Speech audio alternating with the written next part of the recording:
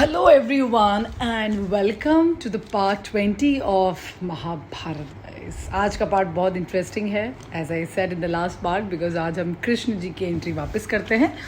अब most of the sessions में महाभारत की सीजन्स में हमें कृष्ण हमेशा ही देखने को मिलेंगे. सो गाइज अब हम बात करते हैं कृष्ण भगवान की. कृष्ण जो है वो अपने आश्रम में है, उज्जैन में है, अपने भाई बलराम के साथ और उनके जो सखा हैं उनके साथ. तो उनकी ट्रेनिंग ख़त्म हो चुकी है. जो भी वो ट्रेनिंग करने जाते हैं आश्रम में ऋषि मुनियों के साथ वो ख़त्म हो गई है. तो ऋषि परशुराम जो कि बहुत ही ज़्यादा ख्याति वाले ऋषि रहे हैं अपने ज़माने में, like very popular and very very ज्ञानी, मतलब on a different level all together.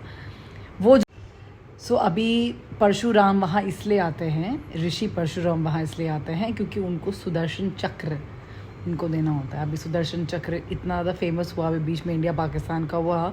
तो जो S-400 हमारी एक सिस्टम है जो कि ये जो ड्रोन अटैक्स होते हैं, ये एंटी मिसाइल कह सकते हैं उसको वो करता था. ये रशिया और इंडिया का जॉइंट कॉम्बिनेशन था. उसको सुदर्शन चक्र से बहुत ज़्यादा फेमस किया गया. वो जो सुदर्शन चक्र था वो कृष्ण का हथियार था. इतना डेंजरस होता था कि अगर कहीं जाता है तो वो कुछ ना कुछ लेके ही आएगा, किसी का सर लेके ही आएगा. It's like that, you know. तो परशुराम उनको हैंड ओवर करने आते हैं वहाँ पर आश्रम में कि भाई लो, और तुम्हारी मथुरा नगरी में जरासंध जो था उसने बिल्कुल अत्याचार मचा रखा है क्योंकि तुमने कंस को मारा था और जरासंध की बेटियाँ विधवा हो गई हैं. जरासंध बिल्कुल अपनी कहते हैं प्रतिशोध की आग में मथुरा को जला रहा है, तुम्हें जाके बचाना है, तो ये रखो अपना सुदर्शन चक्र. ऐसा बोला उन्होंने. So as you know Krishna ji जाएंगे लड़ने के लिए. बलराम और पूरी मतलब सेना के साथ जाते हैं और जीत जाते हैं और जरासंध भाग जाता है वहाँ से. अब देखो बहुत इंटरेस्टिंग पार्ट आ रहा है. अभी क्या होता है कि पूरी सभा बैठती है, राजा बैठते हैं, कृष्ण और बलराम युवराज हैं, है ना, मथुरा के, और सारे सेनापति और जितने भी वहाँ कैबिनेट मिनिस्टर्स होते थे आजकल के ज़माने वाले, उस टाइप के सब वहाँ बैठते हैं. तो वहाँ पर कृष्ण जी एक प्रस्ताव रखते हैं जो कि काफ़ी नेगेटिव वोट पे जाता है. जैसे लोकसभा में कोई बिल जब पास होता है तो सारे लोग बोलते थे ना, नहीं we don't agree, we agree, similar like that. तो वहाँ ये बोलते हैं कि एक परमानेंट सोल्यूशन चाहिए हमें जरासंध से. एक परमानेंट सोल्यूशन चाहिए हमें कि हम चाहते हैं कि हमारी जो नगरी है वो बचा रहे. अब जरासंध को आपने मारा, जरासंध का फिर बेटा आएगा, फिर उसका बेटा आएगा, हमेशा ही ये हमारी लड़ाई इनके साथ हमेशा ही चलती रहेगी. हमें परमानेंट सोल्यूशन चाहिए क्योंकि बार बार हम इतनी वॉर नहीं कर सकते, बार बार हमारे जवान मर रहे हैं या हमारा. तो बलराम बोलते हैं कि भाई वॉर तो करनी पड़ेगी एंड इस बार तो हम काम ही ख़त्म करते हैं, मार ही देते हैं. तो कृष्ण बोलते हैं नहीं भैया, हर चीज़ का सोल्यूशन वॉर नहीं हो सकता. वो ये बोलते हैं कि जंग तब हो जब सारे रास्ते हमारे बंद हो जाए. तो बाकी के मिनिस्टर्स बोलते हैं इसका मतलब तो हम फिर हमें यदुवंशियों को बोला जाएगा ये तो कायर थे. तो राजा बोलते हैं कि अभी तुम जीत गए हो और लेकिन हम वहाँ ये प्रस्ताव भेजें जरासंध को कि हम जीत गए लेकिन हम लड़ना नहीं चाहते, तो वो तो हमें कायर समझेगा. तो कृष्ण इस पर बोलते हैं कि अगर इससे वॉर रुक जाएगी तो हमें कायर ही कहा जाए चलेगा, लेकिन हम शांति चाहते हैं अपने राज्य में. तो सब लोग बहुत विरोध करते हैं कि नहीं ये क्या बात होती है, हम रणभूमि वाले रंग छोड़ थोड़ी है कि जो रणभूमि छोड़ के भाग जाएंगे. तो कृष्ण इस पर ये समझाते हैं कि देखिए हम कायर नहीं हैं, इंसान को खुद को बचाना और देश का बचाना कर्तव्य होता है. जब ऐसा कुछ होगा हम खड़े होंगे वहाँ पर. लेकिन कृष्ण जी ये भी बोलते हैं कि भाई जो घमंडी होते हैं और दिमाग से कम होते हैं वही हर छोटी छोटी बात में लड़ाई करते हैं, छोटी छोटी बातों में उनके हाथ उड़ जाते हैं. आप ये सिनेरियो आजकल के लोगों को भी देख सकते हैं. बहुत सारा आजकल लोग गुंडागर्दी ज़्यादा करते हैं. कहीं गाड़ी को ओवरटेक कर लिया तो बट बिल्कुल ही उनका ऐसा गुस्से में आ जाता है. ये सब जितने भी अनपढ़ निकम्मे लोग होते हैं ना, इनकी ये पहचान है कि अनपढ़ गवार हैं बहुत ज़्यादा, ये पहचान होती है. सिमिलरली अगर हम पाकिस्तान को देखेंगे तो आप देखो हर बार वही छोटी छोटी बातों में लड़ाई करना, बॉम्ब डाल देना, लोगों को मारना. इस बार तो हद ही पार कर दी उन लोगों ने.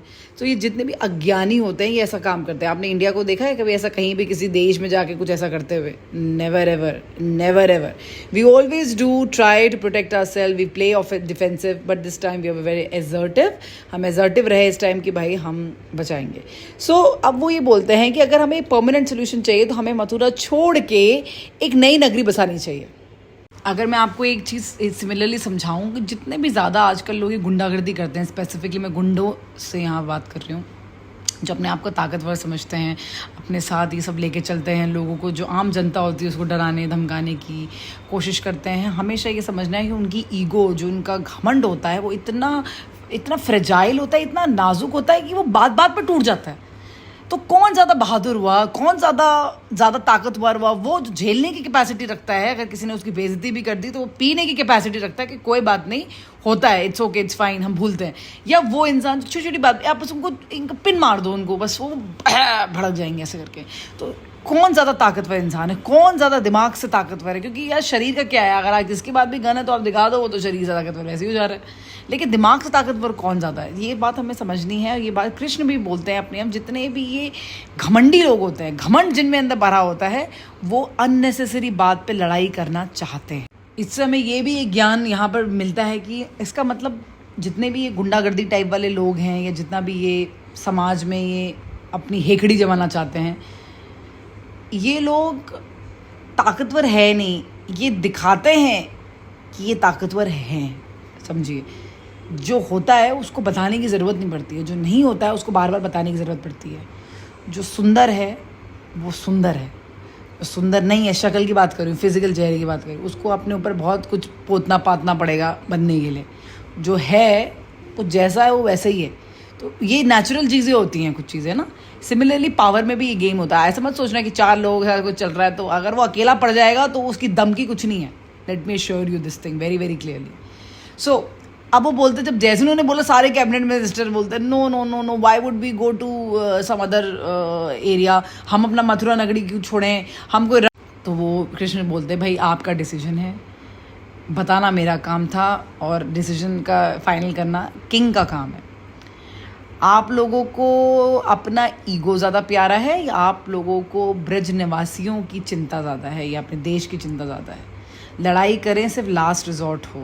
ये पूरे गेम में भी जब आगे हम आपकी महाभारत बढ़ाते जाएंगे, आपको रियलाइज़ होगा कितने बार कृष्ण ने, कितने बार महाभारत को रोकने की कोशिश करी है, कितने बार। लेकिन जो ये आदमी मान गया हो भाई, जो धृतराष्ट्र मान गया हो, जो दुर्योधन मान गया हो, अगर इन लोगों ने थोड़ा सा सोचा होता तो शायद ये महाभारत कभी नहीं होती, इतने लोग कभी नहीं मरते। बट ठीक है, कभी कभी ये देखिए, जब मैंने बोला ना लास्ट रिजॉर्ट तो है ही है। जब आपको ऐसा कुछ हो तो अपने आप को बचाने के लिए आपको सामने को मारना भी पड़ेगा और मरना भी पड़ेगा, ये है। और देश को बचाने के लिए भी करना पड़ेगा। जो इस बार हमारे देश में ऑपरेशन सिंदूर हुआ, उसी चीज़ की निशानी थी कि लास्ट रिजॉर्ट था, वो उन्होंने किल कर दिया। आप इस चीज़ में समझने की भी कोशिश करें। एक बार जब लड़ाई हुई तो बहुत लोग बोल रहे थे कि लड़ाई नहीं होनी चाहिए। जब लड़ाई हो गई तो लोग कह रहे थे सीज फायर क्यों कर दिया। अरे भाई, जो हमारा मोटिव था, जिसके लिए लड़ाई हुई, वो तो हमने 4 दिन में अपना लिया, 4 दिन में हो गया हमारा काम। अब हम अननेसेसरी वॉर या अननेसेसरी फाइट में क्यों जाएंगे? अगर वो रुकते नहीं, और वो भी जो 2-3 दिन एक्स्ट्रा चला, वो इसलिए चला क्योंकि वहाँ से भी रिपल्जन आया, वहाँ से रिपल्जन आया, जिसके लिए आपको ड्रिल्स बताई गई, मैंने ड्रिल्स बनाई थी। अगर वो नहीं होता तो एक ही दिन में काम खत्म हो जाना था। इसलिए ये चीज़ फायर हुआ, क्योंकि याद रखिएगा, देश का जो निर्माण है वो शांति के साथ होता है। और जब हमारे पर आई थी तो हमारा लास्ट रिजॉर्ट ये था कि लास्ट रिजॉर्ट क्या था कि उन्होंने हमारे लोगों को ऐसे दिन दहाड़े सर पे गोली मार दी। ये लास्ट रिजॉर्ट था, इसके आगे हम कुछ, ऐसा नहीं है कि भारत में से पहले अटैक्स नहीं हुए हैं। 2000 से पता नहीं कब से चल रहे हैं ये, लेकिन हमने इतना बड़ा डिसीजन कभी लिया नहीं। तो वो बोलते हैं अब एक नई नगरी का हो और मथुरा से जाएं हम, और हम द्वारिका का निर्माण करें। देखिए, द्वारिका यहाँ से आया। तो फिर बाद में फिर किंग विंग सब मान गए। फिर वो कहते थे कि कौन बनाएगा, कंस्ट्रक्शन कौन करेगा।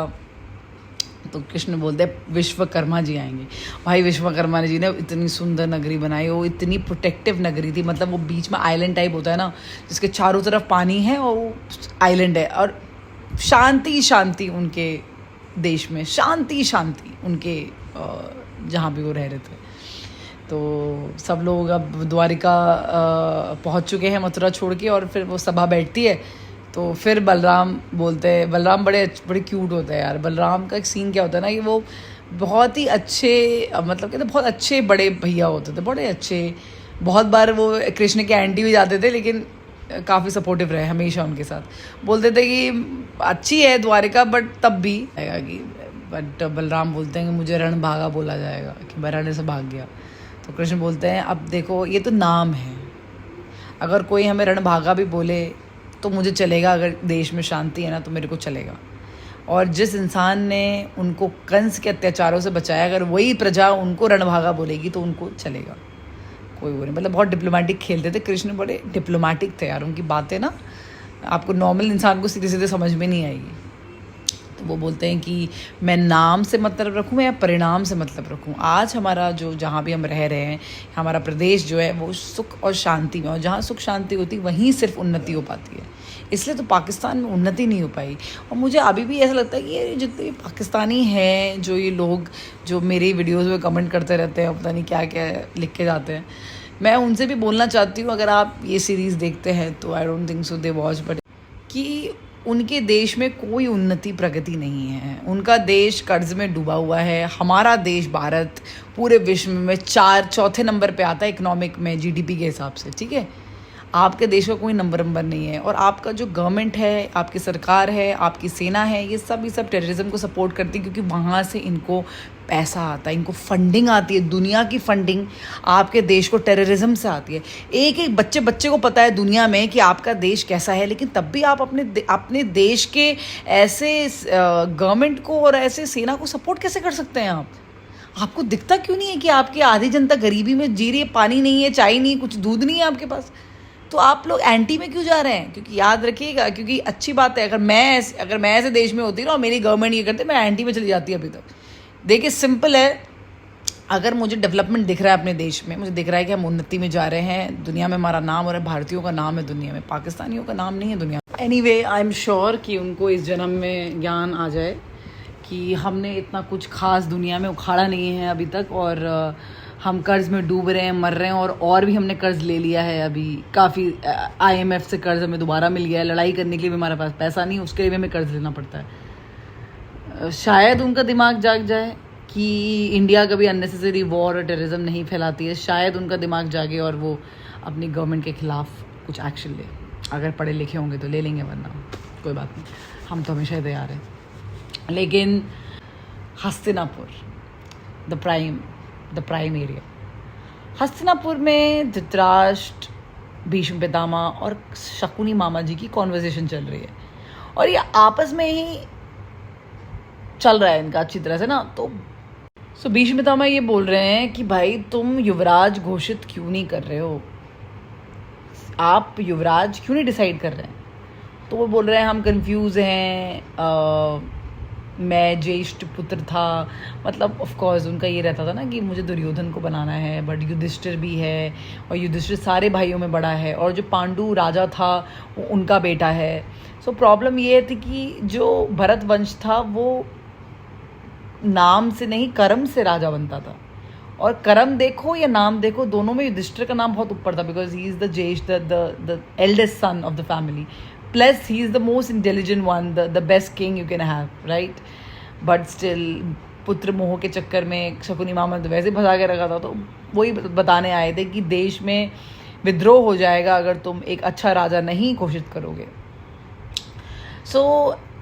ये सब होता है। तो शकुनी मामा वहाँ पर जाता है और बोलता है दुर्योधन को कि भाई, अपने फुनी मामा बोलते हैं दुर्योधन से, आप जाओ भाई अपने फादर के पास और उनको कैसे भी कर कन्विंस करो कि राजा युधिष्ठिर नहीं बनना चाहिए। तो वो जाते हैं और बोलते हैं कि भाई आप इस समय राजा हैं, इस समय तो आप राजा हैं ना, आप अंधे हैं, बट मैं आपका सबसे बड़ा पुत्र हूँ, सबसे बड़ा पुत्र मैं हूँ, तो मुझे राजा बनना चाहिए, आपकी सज़ा मुझे क्यों मिले? और वैसे भी आप ज्येष्ठ थे, अगर बाई चांस आप अंधे नहीं होते तो पांडु अंकल को, मतलब किंग थे उनको कोई राजा नहीं बनाता, आपको राजा बनाता। लेकिन मैं तो अंधा नहीं हूँ ना, तो उस हिसाब से तो मैं बनना चाहिए। सो ये अब वो कंफ्यूज हो गए। तो अभी क्या होता है कि उनका एक ही काम होता है धृतराष्ट्र का ना, वो सभा बैठा देते थे छोटी छोटी बात पे। अगले दिन सभा में यही सवाल आता था कि भाई दुर्योधन ऐसा सवाल पूछ रहा है, मुझे लगता है कि वो सही पूछ रहा है, सही कह रहा है, आपको क्या लगता है, ऐसे पूछता है वो सबसे सभा में बैठ के। सो एज यूजुअल सभा में बातें होती रहती हैं। तो आपको पता है कि मेरे जो फेवरेट कैरेक्टर हैं, one of the favourite character that I have in Mahabharat is Vidur. Is one of the best political leader, one of the best politician, one of the best prime minister we ever had in the history of India. Is one of the best. तो वो सारी बातें होती हैं कि ये अच्छा वो अच्छा। तो बाद में लास्ट में विदुर बोलते हैं कि भाई देखिए युधिष्ठिर, फर्स्ट ऑफ ऑल, जो अगर आपका जो बेटा है उसका हक आपकी संपत्ति पे हो सकता है, पर राज्य पे नहीं। राज्य आपकी संपत्ति नहीं है, आप तो उसके कैंडिडेट हैं। इनफैक्ट आप कैंडिडेट भी नहीं, आप तो कैंडिडेट के कैंडिडेट है। मतलब पांडु असली राजा थे, आप इसलिए आए क्योंकि पांडु जी की डेथ हो गई। आप कैंडिडेट के भी कैंडिडेट हैं। तो आपका अगर पुत्र ये सोचता है कि पापा का राज्य है, फादर का है, तो मुझे मिल जाएगा, ऐसा नहीं है। उसके लिए कैपेबिलिटी चाहिए जो युधिष्ठिर के पास।